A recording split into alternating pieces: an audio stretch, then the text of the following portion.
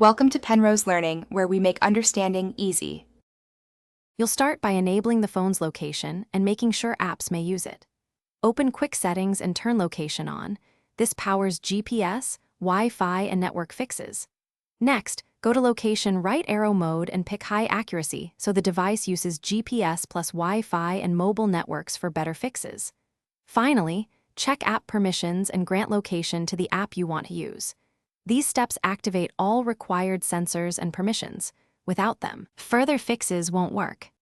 Once the basics are set, calibrate and reset data to force a fresh location fix. Use the Compass app or move the device in a figure 8 to calibrate the magnetometer. Then toggle location or GPS off and on to restart satellite acquisition. This forces a new time to first fix.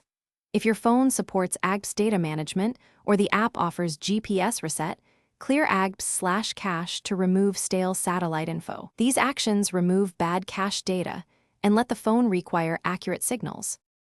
To finish, verify results outdoors where sky view is clear. Signals are strongest there. Open the target app and confirm a stable lock.